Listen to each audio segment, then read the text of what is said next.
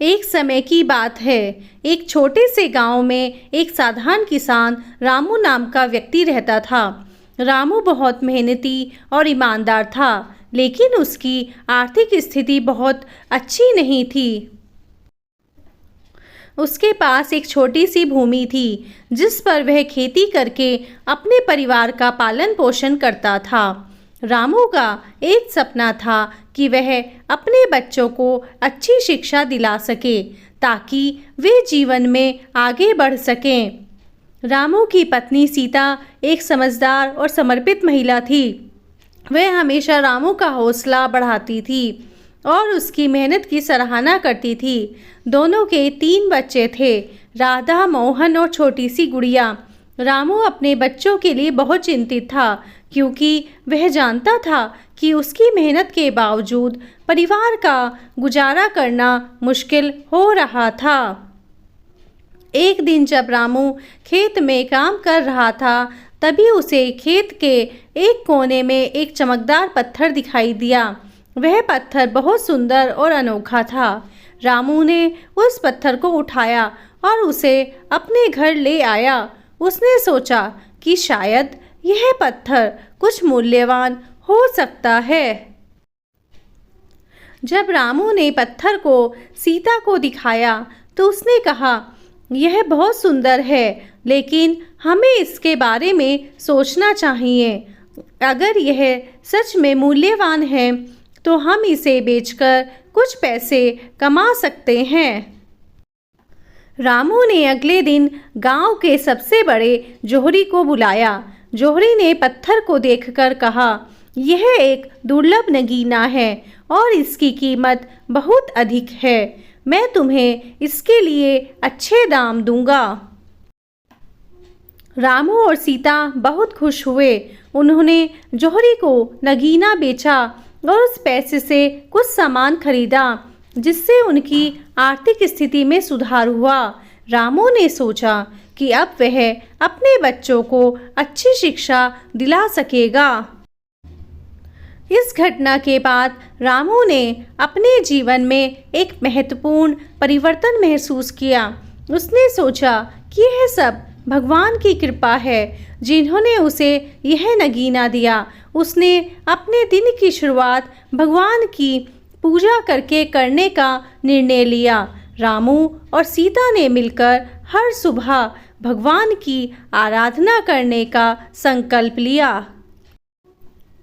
गांव में रामू की भक्ति की चर्चा होने लगी। लोग उसकी सच्ची भक्ति को देखकर प्रभावित हुए। उन्होंने उसे अपने घरों में आमंत्रित किया और उसकी भक्ति के बारे में सुनना चाहा।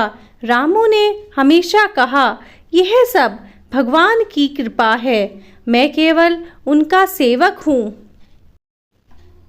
कुछ महीनों बाद रामू की आर्थिक स्थिति में सुधार हुआ, लेकिन भगवान ने उसे एक परीक्षा में डाला। गांव में एक भयंकर सूखा पड़ा। बारिश नहीं हुई और खेत सूखने लगे। रामू ने अपने खेतों में मेहनत की, लेकिन कोई भी फायदा नहीं हुआ। वह बहुत चिंतित हो गया।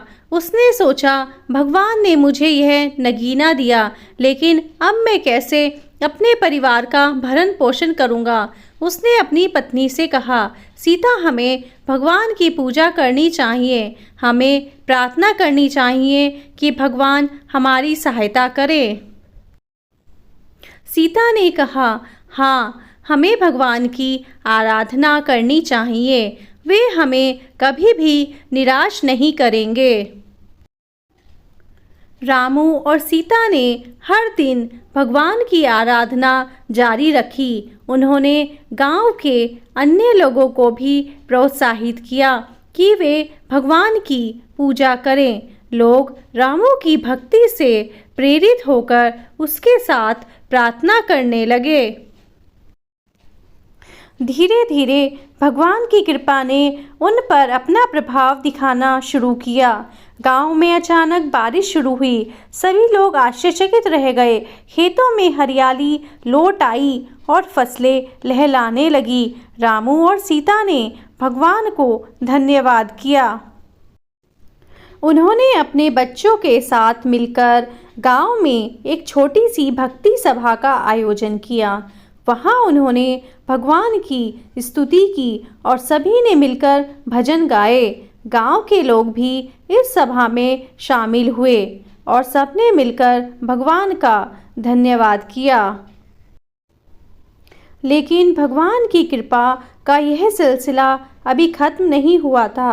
गांव में कुछ लोग थे जो रामू की भक्ति से जलते थे।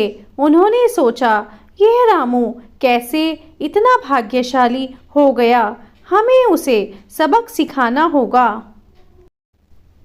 उन्होंने रामू के खिलाफ एक झूठा आरोप लगाया कि वह भगवान की भक्ति में ढोंग कर रहा है। गांव के लोग इस बात को सुनकर हैरान रह गए। रामू ने समझाया, मैंने केवल भगवान की भक्ति की है, मैं कोई ढोंग नहीं कर रहा हूँ। लेकिन लोगों के मन में संदेह गहराता गया।